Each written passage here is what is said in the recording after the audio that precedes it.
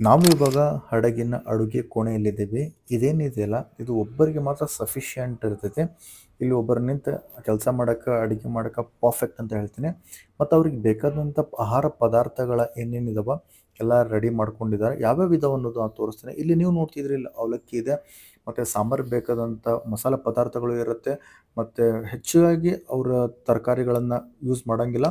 ಅದರ ಪರವಾಗಿ ಅವರು ಅಲ್ಲೇ ಮೀನುಗಳನ್ನು ಹಿಡಿದು ಮಾಡ್ಕೊಳ್ತಾರೆ. ಪ್ಯಾಕ್ಡ್ ಐಟಮ್ಸ್ ಏನಂತಾರೆ ಆಲ್ಮೋಸ್ಟ್ ಅಲ್ಲಿ ಎಲ್ಲ ತೊಗೊಂಡಿದ್ದಾರೆ.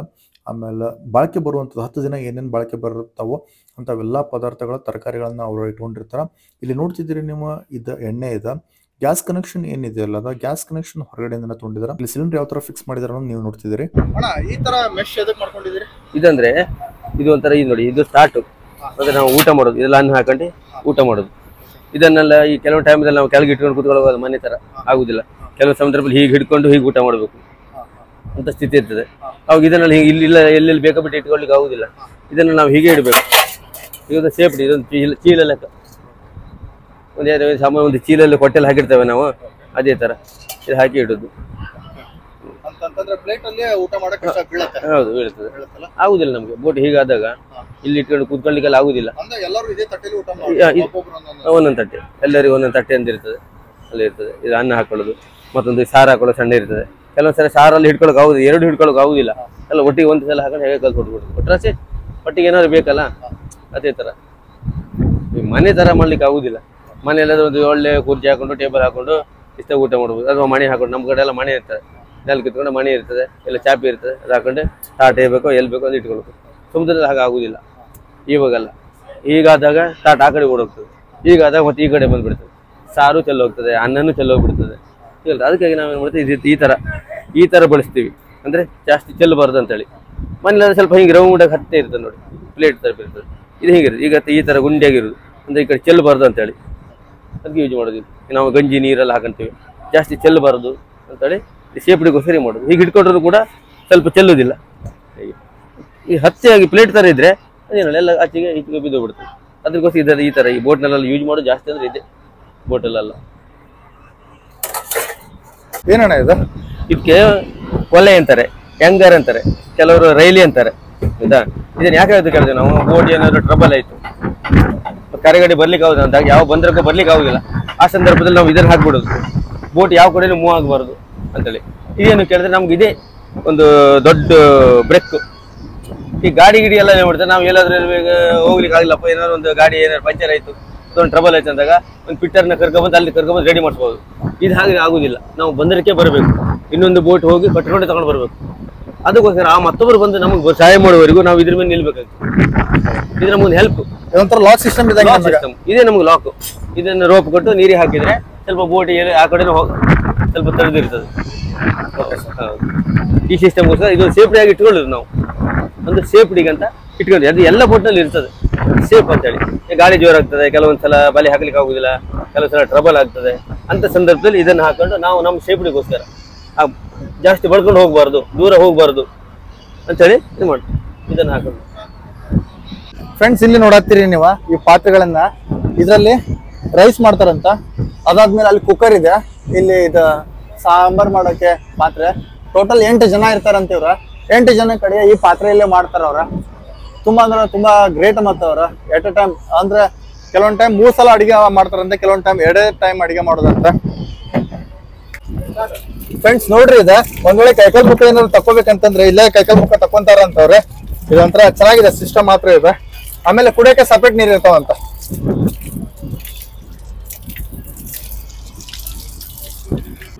ಅಣ್ಣ, ಇದು ಬ್ಯಾರಲ್ ಎದಕ್ಕೆ ಅಣ್ಣ ಯೂಸ್ ಮಾಡೋದು? ಇದು ನೀರು ನಾವು ಖಾಲಿ ಕುಡಿಯಲಿಕ್ಕೆ, ಅಡಿಗೆಗೆ ಅಂತ ಬಳಸೋದಿದ್ದು. ಇದು ಕುಡಿಯೋ ನೀರು ಅಣ್ಣ? ಕುಡಿಯೋದಕ್ಕೆ ಮತ್ತೆ ಅಡಿಗೆ ಮಾಡ್ಲಿಕ್ಕೆ ಇದು ಯೂಸ್ ಮಾಡೋದು.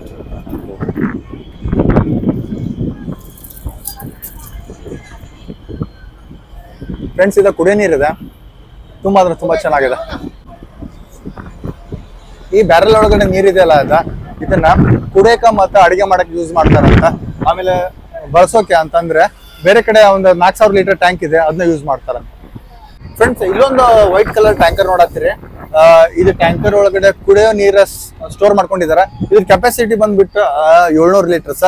ಅವಾಗಲೇ ತೋರಿಸಿದ್ರೆ ಅದ್ರ ಕೆಪಾಸಿಟಿ ಬಂದ್ಬಿಟ್ಟು 500 ಲೀಟರ್ಸ್. ಟೋಟಲ್ 1200-1300 ಲೀಟರ್ಸ್ ಕುಡಿಯೋಕೆ ಮತ್ತೆ ಅಡಿಗೆ ಮಾಡಕ್ಕೆ ನೀರನ್ನ ಸ್ಟೋರ್ ಮಾಡ್ಕೊಂಡಿರ್ತಾರೆ ಅವರು.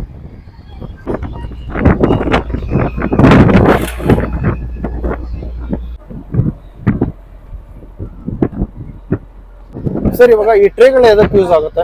ಟ್ರೇ ಅಂದ್ರೆ ಸರ್ ಇದು ಈ ಸ್ವಲ್ಪ ಮೀನಲ್ಲಿ ಇರ್ತದೆ. ಕೆಲವೊಂದು ಐಟಮ್ ಮೀನಲ್ಲಿ ಇರ್ತದೆ. ಒಂದೊಂದ್ ತರ ಒಂದು ಮೀನಲ್ಲಿ ಬರ್ತದೆ. ಒಂದು ಸ್ವಲ್ಪ ಇಷ್ಟು ಬರ್ತದೆ, ಸ್ವಲ್ಪ ಇಷ್ಟು ಬರ್ತದೆ. ಮೀನಲ್ಲಿ ತುಂಬಾ ಐಟಮ್ ಇರ್ತದೆ. ಅವಾಗ ಏನ್ ಮಾಡ್ತಾವೆ, ಇದೆಲ್ಲ ಹಾಕಿ ಐಸ್ ಹಾಕ್ತೀವಿ. ಐಸ್ ಹಾಕಿ ಮತ್ತೊಂದು ಅದರ ಮೇಲೆ ಇಡ್ತೀವಿ. ಇಟ್ಟು ಒಂದು ರೂಮಿಗೆ ತಳ್ಳಿಬಿಡ್ತೀವಿ. ರೂಮಿಗೆ ತಳ್ಳಿಬಿಟ್ಟು ಅದನ್ನ ಸ್ಟೋರೇಜ್ ಅಂತೇಳಿ ಆ ಸ್ಟೋರೇಜಲ್ಲಿ ಇಟ್ಬಿಡ್ತೀವಿ. ಅದು ಹಾಳಾಗುದಿಲ್ಲ, ಫ್ರೆಶ್ ಆಗಿರ್ತದೆ ಮೀನು. ಅದು ಕೋಲ್ಡ್ ಆಗಿರ್ತದೆ. ಅದಕ್ಕೆ ಎಷ್ಟೆಷ್ಟು ಮೀನು, ಒಂದು 50 kg ಮೀನು ಹಾಕ್ತೀವಿ. ಇದ್ರಲ್ಲಿ 50 kg ಮೀನು ಹಾಕಿ ಅದಕ್ಕೆ ಐಸ್ ಹಾಕಿ ಫುಲ್ ಮಾಡಿದಾಗ ಮೇಲ್ಗಡೆ ಬಂದಾಗ ಇದನ್ನೇ ನೆಗೆದು ಮೇಲ್ಗಡೆ ಕೊಡೋದು ನಾವು. ಈ ಸಣ್ಣ ಪುಟ್ಟಗಳ ಇರ್ತದೆ. ಜಾಸ್ತಿ ಅಲ್ಲಿ ಇದ್ದಾಗ ಮತ್ತೊಂದು ದೊಡ್ಡ ರೂಮ್ ಇರ್ತದೆ. ನಿಮ್ಗೆ ಕೆಳಗಡೆ ಆಮೇಲೆ ತೋರಿಸ್ತೀವಿ. ಅದು ಕೆಳಗಡೆ ಅದಕ್ಕೆ ಜಾಸ್ತಿಯನ್ನು ಹಾಕಿ ಅದೇ ಮಾಡ್ತೇವೆ. ಈ ವ್ಯಾಲಿ ಇರುವುದನ್ನ ಇದೆಲ್ಲ ಮಾಡ್ತೀವಿ ನಾವು. ಇವಾಗ 18 ಟನ್ 10 ಟನ್ ಮೀನು ಬಂದ್ರೆ ಹೆಂಗ್ ಮಾಡ್ತೀರಿ? ಅದು 18 ಟನ್ 10 ಟನ್ ಮೀನು ಅಂದ್ರೆ ಅದ್ರ ಕೆಲವೊಂದಕ್ಕೆಲ್ಲ ರೇಟ್ ಇರ್ತದೆ. ಈಗ ನೋಡಿ ನಿಮ್ಗೊಂದು ಮುಖ್ಯವಾದ ವಿಷಯ ಹೇಳ್ತೀನಿ. ಮೀನಿಗೆ ಕರೆಕ್ಟ್ ಆದ ಬೆಂಬಲ ಬೆಲೆ ಇಲ್ಲ. ಯಾವುದೇ ಮೀನಿಗಾದ್ರೂ ಮೀನಿಗೆ ಬೆಂಬಲ ಬೆಲೆ ಇಲ್ಲ. ಇವಾಗ ಸ್ವಲ್ಪ ಮೀನಿಗೆ ರೇಟ್ ಇದೆ. ಮೀನು ಸ್ವಲ್ಪ ಜಾಸ್ತಿ ಬಂತಂದ್ರೆ ಅದಕ್ಕೆ ಬೆಂಬಲ ಬೆಲೆನೇ ಇಲ್ಲ. ಈಗ ನೋಡಿ ರೈತರು ಬೆಳೆದ್ರೆ ಅದಕ್ಕೊಂದು ಬೆಂಬಲ ಬೆಲೆ ಇರ್ತದೆ. ಮೀನುಗಾರರಿಗೆ ಯಾವ ಮೀನಿಗೂ ಬೆಂಬಲ ಬೆಲೆನೇ ಇಲ್ಲ. ಡೀಸೆಲ್ ರೇಟ್ ನೋಡಿ ದಿನ ದಿನ ಜಾಸ್ತಿ ಆಗ್ತಾ ಹೋಗ್ತಿದೆ. ಅದರಿಂದ ಅರ್ಧ ಮೀನುಗಾರರು ಕೆಲವರೆಲ್ಲ ಸರ್ ತುಂಬಾ ಲೋಸ್ದಲ್ಲಿ ನಡೀತು. ಮೀನುಗಾರಿಕೆ ತುಂಬಾ ಲೋಸ್ದಲ್ಲಿ ನಡೀತಿದೆ ಡೀಸೆಲ್ ಇಂದಾನೆ. ಹಾಗಂತ ನಮ್ಗೆ ಕರೆಕ್ಟ್ ಆದ ಒಂದು ಬೆಲೆ ಕೊಟ್ರೆ ಅದಕ್ಕೆ ಲೋಸ್ ಆಗುದಿಲ್ಲ. ಈಗ ಮೀನುಗಾರ ಇವಾಗ ನೋಡಿ ಈಗ ಮೀನಿಲ್ಲ. ಈಗೆಲ್ಲ ಬೋಟಲ್ಲಿ ಕೆಲವೆಲ್ಲ ಭಾಳ ಧಕ್ಕೆಲಿದೆ. ಈಗ ತುಪ್ಪನಾಗಿದೆ. ಈಗ ಮೀನು ಕಡಿಮೆ. ಹಾಗಾಗಿ ಮೀನಿಗೆ ಸ್ವಲ್ಪ ರೇಟ್ ಇದೆ. ಈಗ ಎಕ್ಸ್ಪೋರ್ಟ್ ಜಾಸ್ತಿ ಆಗ್ತಿದೆ. ಮೀನು ಜಾಸ್ತಿ ಬಂದಾಗ ಎಕ್ಸ್ಪೋರ್ಟ್ ಕಮ್ಮಿ ಆಗ್ತದೆ, ಮೀನು ಬೆಲೆನೇ ಇರಲ್ಲ. ಈ ಬಂಗಡಿ ಮೀನು ಅಂತೀವಿ. ಇವಾಗ ನಾವೇ ದುಡ್ಡು ಕೊಟ್ಟು ತಿನ್ಬೇಕಂದ್ರೆ 100 ರೂಪಾಯಿ 2-3 ತಗೊಂಡು ಬರ್ಬೇಕು. ಅದೇ ನಾವು ತಂದ್ರೆ 100 ರೂಪಾಯಿ 8 ಕೇಳ್ತಾರೆ. ನಾವು 8 ಕೊಡ್ಬೇಕು. 100 ರೂಪಾಯಿ ತಗೊಂಡು ನಮ್ಮ ಹತ್ರ ತಗೊಂಡವರು ಅವ್ರು 4 ಮಾರ್ತಾರೆ 100ಕ್ಕೆ. ಮೀನು ಹಿಡಿದವ್ರಿಗೆ ಬೆಲೆ ಇಲ್ಲ ಇಲ್ಲಿ. ನಮ್ಮಿಂದ ದಲ್ಲಾಳಿಗಳಿಗೆ ಲಾಭ ಜಾಸ್ತಿ ಇರ್ತದೆ. ನಮ್ಮ ಹತ್ರ 100 ರೂಪಾಯಿ ಕೆಜಿ ತಗೊಂಡು ಅವ್ರು ಎಕ್ಸ್ಪೋರ್ಟ್ ಮಾಡುವಾಗ 700 ರೂಪಾಯಿ ಕೆಜಿ ಮಾಡ್ತಾರೆ ಅವ್ರು. ನಮ್ಗೆ ಸಿಗುದಷ್ಟು 100 ರೂಪಾಯಿ. ನಮಗೆ ಮೀನಿಗೆ ನಿಜವಾಗಿರ್ತೇನೆ ಮೀನುಗಾರರಿಗೆ ಬೆಂಬಲ ಬೆಲೆನೇ ಇಲ್ಲ. ಒಂದು ತರಕಾರಿ ಬೆಳೆದವ್ರಿಗೆ ಕರೆಕ್ಟ್ ಒಂದು ಬೆಂಬಲ ಐತೆ ಮಾರ್ಕೆಟ್ನಲ್ಲಿ. ನಮಗೆ ಬೆಲೆ ಎಲ್ಲಿದೆ? ಬೆಂಬಲ ಬೆಲೆನೇ ಇಲ್ಲ ನಮಗೆ. ನಿಜವಾಗಿ ಹೇಳ್ಬೇಕು, ಮೀನುಗಾರಿಗೆ ಕರೆಕ್ಟಾಗಿ ಬೆಂಬಲ ಬೆಲೆ ಆಗ್ಬೇಕು. ಹಾಗಾದಾಗ ಮಾತ್ರ ಮೀನುಗಾರರು ಒಂದು ಒಳ್ಳೆ ಸ್ಥಿತಿಯಲ್ಲಿ ಬರ್ತಾರೆ. ಮೀನುಗಾರಿಕೆ ಒಳ್ಳೆ ಹೋಗ್ತದೆ. ಈಗ ನಮ್ಮ ಕರ್ನಾಟಕದಲ್ಲಿ ದೊಡ್ಡ ಉತ್ಪನ್ನ ಅಂತ ಹೇಳಿದ್ರೆ ಕರಾವಳಿ ದೊಡ್ಡ ಉತ್ಪನ್ನ ಅಂದ್ರೆ ಮೀನುಗಾರಿಕೆ. ಮಂಗಳೂರು ತಗೊಳ್ಳಿ, ನೀವು ಮಲ್ಪಿ ತಗೊಳ್ಳಿ, ಕಾರವಾರ ತಗೊಳ್ಳಿ, ಅದ್ರ ತಗೊಳ್ಳಿ, ಎಷ್ಟು ಬಂದರುಗಳಿದೆ, ಎಷ್ಟು ಮಂದಿ ಕೆಲಸ ಇದೆ ಇಲ್ಲಿ. ಲಕ್ಷಗಟ್ಟಲೆ ಮಂದಿ ಕೆಲಸ ಇದೆ ಇಲ್ಲಿ. ಇಲ್ಲಿಂದ ಎಲ್ಲಿ ಬಳ್ಳಾರಿ, ಬಾಗಲಕೋಟೆ, ಮತ್ತು ಆಗುಂಬೆ ಕಡೆಗೆ ತುಂಬ ಜನ ನಮ್ಮ ಎಲ್ಲಿಂದ ಈ ಉತ್ತರ ಕನ್ನಡದ ಭಾಳ ಮಂದಿ ಇಲ್ಲಿ ಪಾಪ ಎಷ್ಟು ಮಂದಿ ಕೂಲಿ ಕೆಲಸ ಮಾಡ್ತಾರೆ. ಹೆಂಗಸರಿದ್ದಾರೆ, ಈಗ ಕೊಟ್ಟವ್ರಂತಾರೆ, ಅವರಲ್ಲಿ ಜಾಸ್ತಿ ಅವರೇ ದುಡಿಯೋದಿಲ್ಲ, ಸಂಬಳಗೋಸ್ಕರ ಕೆಲಸ ಮಾಡ್ತಾರೆ. ಕಡಿಮೆ ಲಕ್ಷಾಂತರ ಒಂದು ಧಕ್ಕೆಲಿ ಒಂದು ಲಕ್ಷಾಂತರ ಮಂದಿ ಕೆಲಸ ಮಾಡ್ತಾರೆ. ಒಬ್ಬಿಬ್ರಲ್ಲ, ಲಕ್ಷಾಂತರ ಮಂದಿ ಅವ್ರಿಗೆ ಉತ್ಪನ್ನ ಆಗ್ತದೆ. ಇದು ನೋಡಿ, ಈ ಬೋಟ್ ಬಂದಿದೆ ಅಂದ್ರೆ ಎಷ್ಟು ಮಂದಿ ಕೆಲಸ ಕಳ್ಕೊಂತಿದ್ದಾರೆ, ಎಷ್ಟು ಮಂದಿ ಕೂಲಿ ಕಾರ್ಮಿಕರಿದ್ದಾರೆ. ಕಾರ್ಮಿಕರಿಗೆ ಸಹ ಅನ್ನಕ್ಕೆ ತುಟ್ಟಿ ಆಗ್ತದೆ. ಇವಾಗ ಪಾಪ ತಿಂಗ್ಳುಗಟ್ಟಲೆ ಬಂದು ಇಲ್ಲಿ ಕೆಲಸ ಇಲ್ಲಿ ಸಿಗ್ಬೋದು, ಮತ್ತೊಂದು ಬೋಟಿಗೆ ಹೊರಗೋದ್ರೆ ಬೋಟಿಗೆ ಕೆಲಸ ಸಿಗ್ತದೆ ಅಂತೇಳಿ ಕಾಯ್ತಾ ಇದ್ದಾರೆ. ಅವರು ಅನ್ನಕ್ಕೆ ಬರ್ಗಾಡ್ತಾ ಇದ್ದಾರೆ. ಅವರು ಈ ನೋಡಿ, ನಾವು ಅಡುಗೆ ಮಾಡುವಾಗ ನಮ್ಮ ಹತ್ರ ಬಂದು ಊಟ ಮಾಡ್ತಾರೆ. ಒಂದು ನಾವು ಇಲ್ಲ ಅಂತ ಹೇಳೋಕೆ ಆಗುದಿಲ್ಲ. ಯಾಕಂದ್ರೆ ನಮ್ಗೆ ಅವ್ರ ಮತ್ತೆ ಕೆಲಸ ಬರಬೇಕಲ್ಲ. ಅವ್ರು ನಮ್ಮ ಥರನೇ ಅವರು ಒಬ್ಬರು ಕಾರ್ಮಿಕರು ಅಂದಾಗ ನಾವು ಅದನ್ನು ಕಿಳಿಗೊಳಿಸ್ಬಾರ್ದು. ಒಬ್ಬರೊಬ್ಬರಿದ್ದ ಒಂದು ಚೈನ್ ಇದ್ದಾಗೆ, ಒಂದು ಚೈನ್ ಕಟ್ಟೋದ್ರೆ ಚೈನಿನ ಇದಾಗ್ಬಿಟ್ಟು ಆ ಚೈನಕ್ಕೊಂದು ಬೆಲೆನೇ ಇರೋದಿಲ್ಲ. ಹಾಗೆ ಒಂದು ಕಾರ್ಮಿಕರು ಹಾಗೆ, ಸೌಕರ್ಯನೂ ಹಾಗೆ, ದನಿನೂ ಹಾಗೆ. ಈಗ ನಾವಿಲ್ಲ ಅಂದ್ರೆ ದನಿ ಇರಲ್ಲ. ದನಿ ಇದೆ ಅಂದ್ರೆ ನಾವಿರಲ್ಲ. ನಾವಿಬ್ಬರು ಇದ್ದು ಕೂಡ ಕಾರ್ಮಿಕರು ಇರೋಕ್ಕಾಗಲ್ಲ. ಎಲ್ಲದಕ್ಕೆ ಹಾಗೆ, ಎಲ್ಲದಕ್ಕೆ ಪ್ರತಿಯೊಂದು ವಸ್ತುವನ್ನು ತಯಾರು ಮಾಡಬೇಕಾದ್ರೆ ಎಲ್ಲರ ಸಹಕಾರನ ಬೇಕೇ ಬೇಕಾಗ್ತದೆ. ಯಾರ ಸಹಕಾರ ಇಲ್ಲದೇನೆ ಯಾವ ವಸ್ತು ತಯಾರು ಮಾಡ್ಲಿಕ್ಕೆ ಆಗುವುದಿಲ್ಲ. ಹಾಗೆ ಇದೇ ಒಂಥರ ಇದೆಲ್ಲ ನಮ್ದ್ರಲ್ಲಿ ಒಂಥರ ವಿಚಿತ್ರ ಜೀವನ ಬಿಟ್ಟಿದೆ. ಮೀನುಗಾರರು ಭಾಳ ಕಷ್ಟ ಅಂದ್ರೆ ಭಾಳ ಕಷ್ಟ ಇದೆ. ಅಣ್ಣ, ಇದು ಹಗ್ಗಗಳೆಲ್ಲ ಇಟ್ಕೊಂಡಿದ್ರಲ್ಲ ಏನಕ್ಕೆ? ಈ ಹಗ್ಗ ಅಂದ್ರೆ ಇದು ಬುಲ್ಲು ಬಲೆಗೆ ಯೂಸ್ ಮಾಡ್ತೀವಿ ನಾವು. ಬುಲ್ಲು ಬಲೆ ಅಂದ್ರೆ 2 ಬೋಟಿ ಸೇರಿ ಒಂದು ಬಲೆ ಹಾಕೋದು.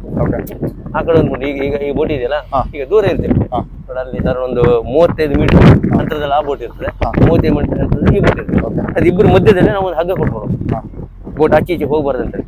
ಆಚೀಚೆ ಹೋಗ್ಬಿಟ್ರೆ ಬಲೆ ಕಷ್ಟ ಬರ್ತದೆ. ಹಗ್ಗ ಕೊಟ್ಟರೆ ಯಾವ ಕಡೆ ಹೋಗ್ಬಾರ್ದು, ಇದೇ ತರ ಹೋಗ್ಬಾರ್ದು. ಅದಕ್ಕೆ ಈ ಬುಲ್ಲು ಬಲೆ ಇಲ್ಲಿ ಕಡಿಮೆ ಅಂದ್ರೆ 65-70 ಮೀಟರ್ ಉದ್ದ ಇರುತ್ತೆ. ಆ ಬಲೆಯನ್ನ ಕಟ್ಟಾಗಬಾರ್ದು ಅಂತೇಳಿ ಇದಕ್ಕೆ ನಾವು ಸಪೋರ್ಟಿಗೆ ಈಗ ಒಬ್ಬರಾಗಿ ಈಗ ಕೈ ಹಿಡ್ಕೊಂಡು ಹೋಗ್ತೀವಲ್ಲ ಬೀಳ್ಬಾರ್ದು ಅಂತೇಳಿ ಆ ಟೈಪ್ನಾಗಿ ಒಂದು ಸಪೋರ್ಟಿಗೆ ಇಲ್ಲಿಂದ ಅಂಗಡಿ ಕಡೆ ಈಗ ನಾವೆಲ್ಲ ಹಗ್ಗ ಹಾಕಿರಲ್ಲ ಅದೇ ಥರ ಒಂದು ಹಗ್ಗ ಹಾಕಿರ್ತೀವಿ.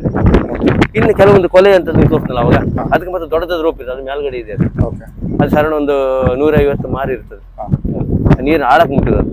ಇದು ನೀರುಗಡೆ ಮೇಲ್ಗಡೆ ಅಷ್ಟೇನು ಹಾಕೋದು, ಆ ಒಂದು ಸಪೋರ್ಟಿಗೆ ಇಟ್ಕೊಳ್ಳೋದು, ಇದು ಯೂಸ್ ಮಾಡೋದು, ಇದೆಲ್ಲ ಈಗ ಹಾಕೋದು ನೋಡಿ, ಇದನ್ನು ಕಟ್ಟಾಗಬಾರ್ದು ಅಂತ ಹೇಳಿ ಅಲ್ಲಿ ಹಾಕಿ ತೆಗೆದು ಕಟ್ಟಾಗಬಾರ್ದು ಅಂತ ಹೇಳಿ ಇದಕ್ಕೆಲ್ಲ ಶೇಪ್ ಮಾಡಿಟ್ಕೊಂಡು ನಾವು ಯಾಕೆ ಇದು ಮಾಡೋದು. ಇದು ಬುಲ್ಲು ಬಲಿ ಮಾತ್ರ ಯೂಸ್ ಮಾಡ್ತೀವಿ, ಮತ್ತು ಸಿಂಗಲ್ ಬಲಿ ಯೂಸ್ ಮಾಡ್ತೀವಿ.